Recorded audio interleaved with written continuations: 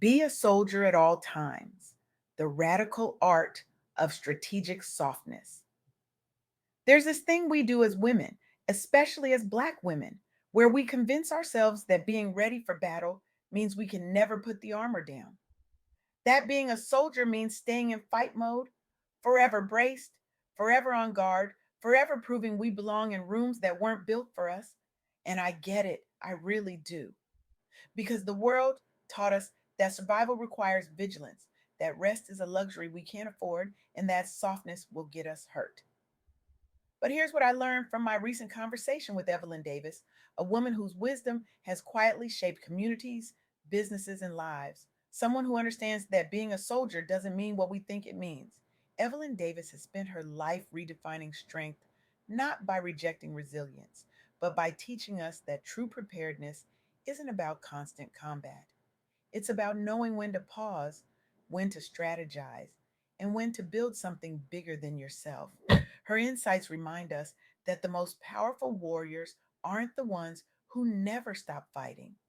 They're the ones who know how to think, adapt, and create space for others to rise. Her impact on the world isn't measured in noise or spectacle, it's measured in the lives she's touched, the minds she's shifted, and the communities she's empowered to believe that strength can be soft, that power can be quiet, and that resilience doesn't have to break you to prove itself. So let's talk about what it really means to be a soldier at all times. Because, spoiler alert, it has nothing to do with exhaustion and everything to do with intention. Let me start here. When we think of soldiers, we think of people who are always ready, always alert, always prepared for the next threat. And yes, that's part of it. But what we forget is that the best soldiers aren't the ones who charge into every battle without thinking. They're the ones who assess the terrain, who understand their resources, who know when to advance and when to hold their ground. They're strategic, they're calm, they're resilient, not reckless. And that's the first thing Evelyn Davis reminded me of in our conversation. Resilience and preparedness aren't about being hard all the time.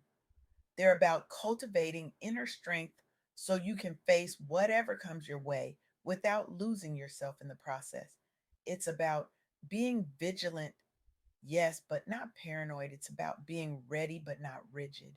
It's about understanding that the strongest version of yourself isn't the one that never bends, it's the one that knows how to bend without breaking. Think about Chef Evelyn Stokes, who founded Evelyn's Midtown Kitchen in Detroit. Here's a Black woman entrepreneur who walked into one of the most competitive industries you can imagine, the culinary world, and decided she was going to build something that mattered. Not just a restaurant, not just a business, but a space where people could come together, learn, heal, and connect through food. She faced all the usual obstacles: limited resources, a crowded market, the challenge of building a brand from scratch in a city that's seen its share of struggle. And let's be honest, the culinary industry isn't exactly known for rolling out the red carpet for Black women. But Chef Stokes didn't panic. She didn't rush. She didn't try to force her way into a system that wasn't designed for her. Instead, she drew on her family heritage, her formal training, her business education, and she built something sustainable, something that brought people together across cultures and backgrounds, something that earned her recognition as Comerica Small Business of the Game and a semifinalist spot in the Hatch Detroit contest. But here's what makes her story so powerful: it wasn't just about the accolades, it wasn't just about the business success, it was about the way she showed up day after day with intention, with strategy, with a commitment to creating something that would outlast her own exhaustion. She was inspired by her entrepreneurial parents, by her father's passion for food, and she built her business on the foundation of family, resilience, and community service. She created memorable culinary experiences that fostered cross cultural connections and inspired confidence in others through skill building. She didn't just feed people, She nourished them. She brought them together. She built a model for community based entrepreneurship that demonstrates the power of resilience and strategic planning in business success. That's what resilience looks like. It's not about grinding yourself into dust. It's not about proving you can take the hit and keep moving. It's about knowing your foundation, trusting your preparation, and moving forward with intention. Chef Stokes was a soldier, not because she fought every day, but because she showed up every day, ready to adapt, ready to serve, ready to build. And here's the thing, being a soldier at all times doesn't mean you're always in survival mode. In fact, it means the opposite. It means you've done the work to prepare yourself so well that you don't have to panic when challenges arise. You can pause, you can breathe, you can think. Which brings me to the second insight from my conversation with Evelyn Davis, strategic thinking. This is where so many of us get tripped up. We've been conditioned to react, to move fast, to hustle harder, to prove ourselves over and over again. But strategic thinking requires something we're not always comfortable with: stillness. It requires us to stop, assess the situation, and create a plan before we act. Let me tell you about Evelyn White, a woman who transformed her entire financial life by adopting what I can only describe as a soldier's mindset. She faced significant financial setbacks, systemic barriers, and all the obstacles that come with being a Black woman trying to build wealth in a system that wasn't designed for her success. And let's not sugarcoat it. The financial industry is not kind to Black women. The statistics are brutal.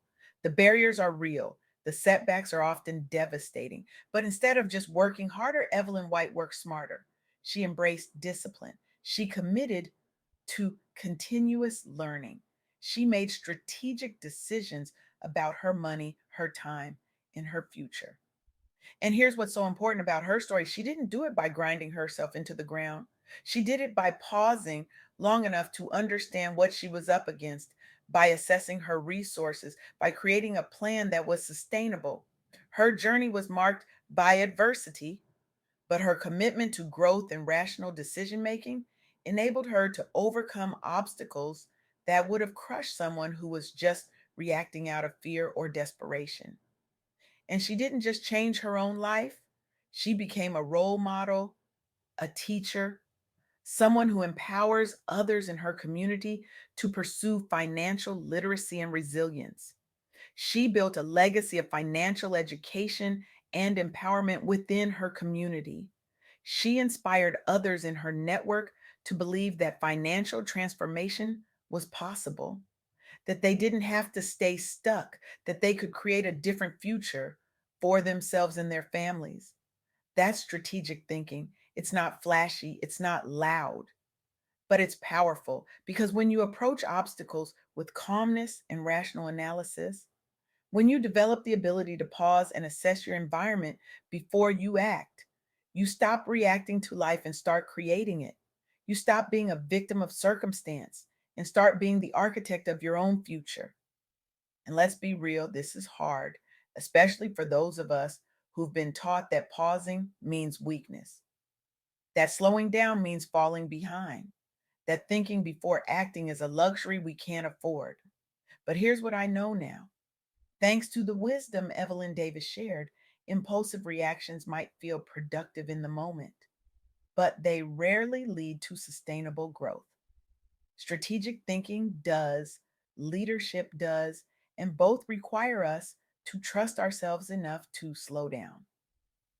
Now, here's where it gets really good, because the third thing Evelyn Davis emphasized in our conversation, the thing that ties all of this together, is community and collaboration. And this is the part that makes being a soldier at all times not just sustainable, but joyful.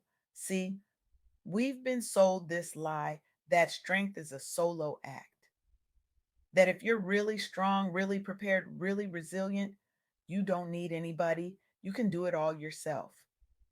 And that's nonsense. That's the superwoman cape talking. and we need to drop it.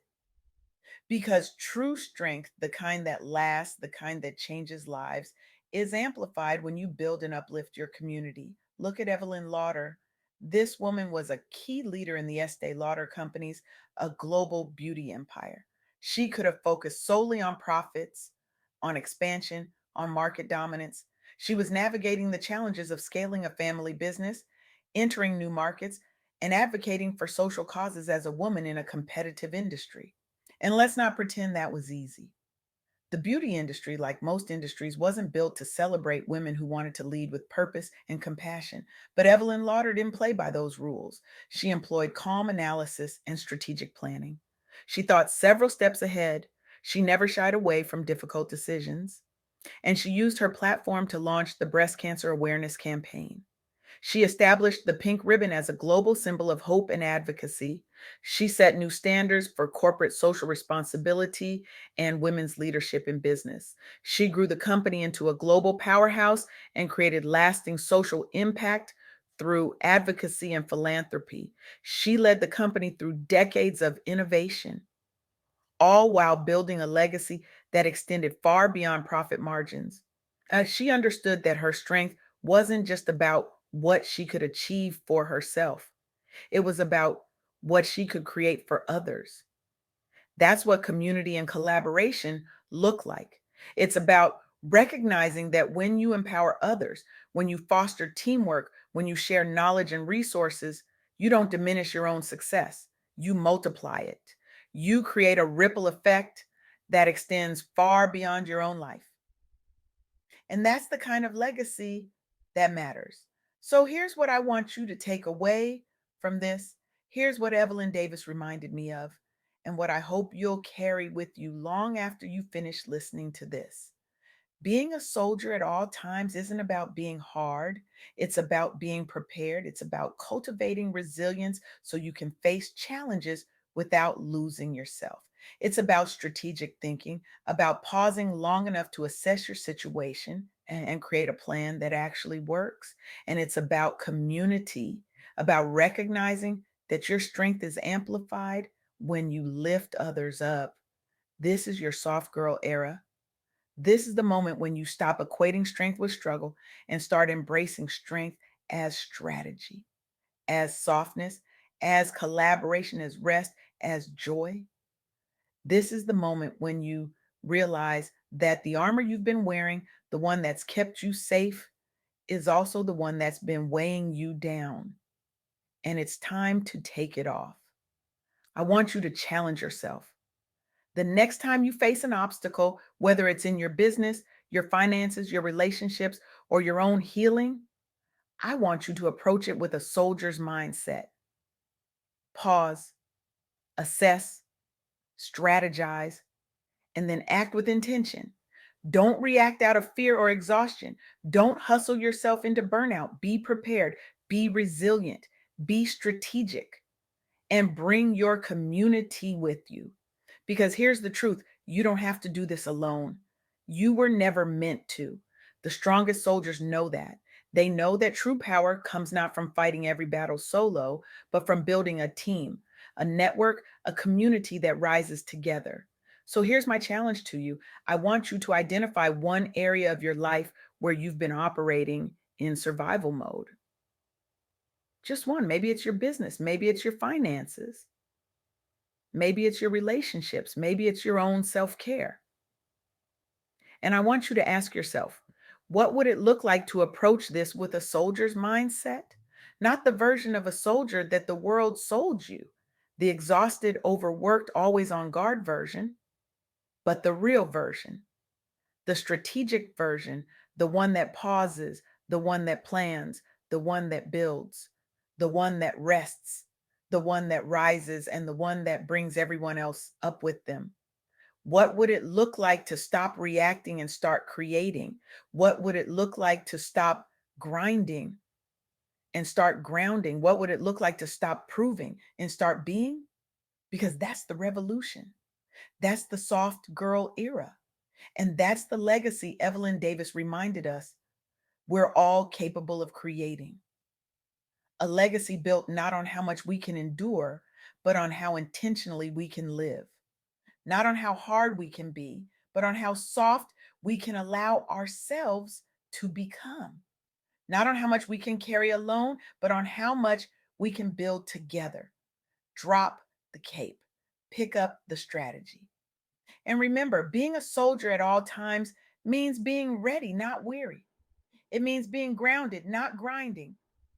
It means being soft enough to heal, strong enough to lead, and wise enough to know the difference.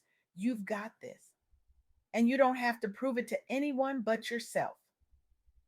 Now go be the soldier you were always meant to be.